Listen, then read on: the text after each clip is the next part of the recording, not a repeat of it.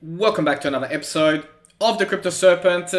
And if you do like the videos, don't forget to hit that like and subscribe button. Let's get right into it. There is a love triangle going on at the moment between XRP, XLM, and MoneyGram. Now, this has been going on for a while now, and obviously, XLM took advantage of the fact that since December 22, there has been a case against Ripple and the XRP token, which has been ongoing. But it's an interesting battle, I guess. You could call it a battle, between XLM and XRP. But I've always maintained that XLM is more for retail and XRP is more for corporate banking and long-term, instant liquidity. So very different. And let me know in the comments if you do want to have a comparison video between XLM and XRP. Both are very interesting. Both obviously very good. But they do have their key differences. So if you guys want to see something like that, let me know in the comments. We'll always be happy to help.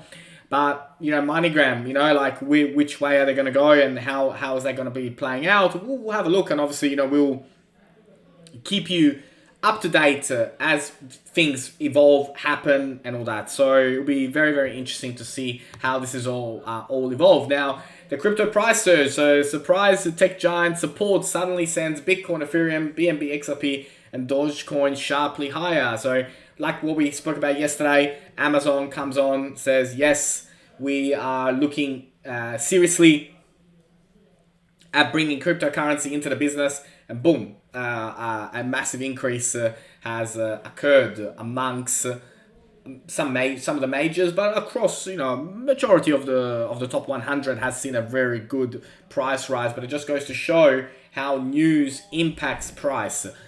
Somebody like Amazon comes on, boom. Now, we have heard on the channel before the rumor of Apple potentially having bought anywhere up to $2.5 billion worth of Bitcoin. Now, if that's the case, if Amazon coming out saying that they support cryptocurrency has a 7% increase in the market, can you imagine Apple coming on and saying that they've bought $2.5 billion of Bitcoin?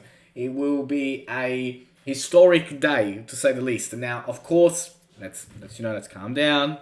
It's just a rumor. There is no evidence, and that could be something that takes a long time to come to fruition, if ever. And that's the thing about rumors, right? Buy the rumor, sell the news, always. Now, the SEC Commissioner's statement not relevant to Ripple XRP lawsuit. So, the U.S. Securities and Exchange Commissioner says that their appointed leaders' views do not reflect the agency's stance on Ripple and XRP. Obviously, they're getting themselves ready. There is a deposition happening this week. We are super excited. I'll be bringing to you all the latest information on that. But they're getting themselves ready. I think the deposition will be major for Ripple, and I really do think that what comes out of it and what will be the following days afterwards are going to be really, really good. If we get there. Because they might choose to settle before we even get to the deposition. Wouldn't that be a nice way to kick off the week? Now, India is considering a phased rollout of central bank digital currency. One of the biggest economies in the world is looking at CBDCs, and so we'll be keeping a very, very close eye on that, how that evolves, which company they're going to go with, how they're going to structure their CBDC rollout, and what technology. So we'll be keeping a very, very close eye on that, and we'll be talking a lot more about instant liquidity, a lot more about Flare as we move on into the new week. So it'll be very, very exciting. I like what Uncle XRP has said here. If you think this is just a pump, just wait until Wave 3 kicks off. I'm with you. I agree with you, Uncle XRP. Wave 3 is going to be amazing. It's been a long time in the making, and we cannot wait and see how that all unfolds. So, where are we going? How's the next couple of 24 hours going to be structured? I'll tell you that. If we do break, we will go all the way to 76. But 76 doesn't guarantee us that it's, over and, we're moving towards $1 and all that. And I'll explain to you how this all works. At the moment, where we are, how it's being structured and where we're going, that 75, 76 will play a major role. So we will be keeping a very, very, very close eye on that. Again, even for more tweets around the world, 65.5 cents, will be the takeoff to 85. We'll go over that. We'll go over all the indicators and all that. But just goes to show anybody on the internet can write anything. You know, we just saw two completely different tweets with two completely different imagery. The key here is your own research. I come on the channel 10 to 12 minutes, give you my thoughts, my opinions, what I found, what I haven't found, some indicators, some charts, but you gotta back it up with your own research. You gotta back it up with your own indicators, and ultimately you gotta make, you do need to decide for yourself. Let's have a look in Atani. Okay, so as we kick off having a look at the graphs today from a daily perspective, when we look at the daily and what's been going on and how it's been going on, and you know how this is going to be the structure that it's currently forming. You know, we've got the RSI sort of towards the middle. We have a MACD which is on a bullish trend.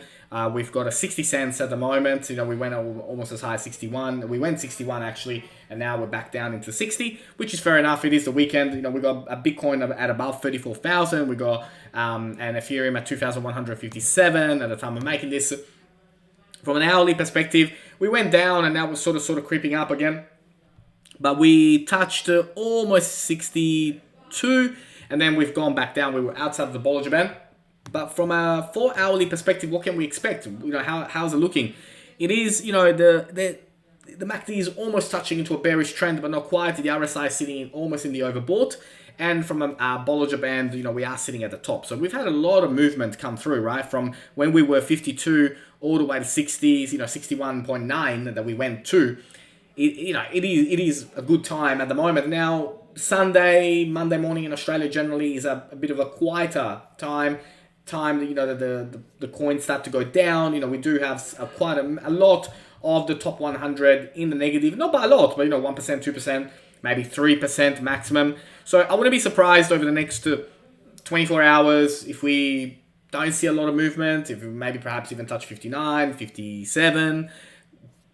Because, you know, when you go up, you got to consolidate for a little bit and then you continue. So that's, to me, at the moment where the signals are, you know, telling me.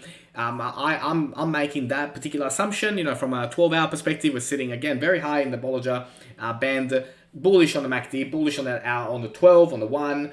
Not on the hourly, and 4-hourly is more subtle. You know, like, you know, you always want to go with these indicators with longer approach and a bigger approach, but very exciting, you know, very, very exciting. I think, you know, maybe, you know, next 24 hours could be a good opportunity. If you maybe miss the 52 cents mark, you might get lucky in that perspective. And again, it's not financial advice, but of course, make sure, as always, do your own research before you get in. But let's have a look at some drawings. Okay, so when we look at the charts, we do have some major resistance. We saw, you know, we went 61 and boom, we went back down straight away. But we do have some major resistance at that point. We have a big resistance at 70 and then at 78. You know, the target, you know, these are some major points. We also have a lot of support at 58, 56, and then we have another major support at 53. So be on the lookout for these numbers because they are the most likely scenarios to occur from that perspective.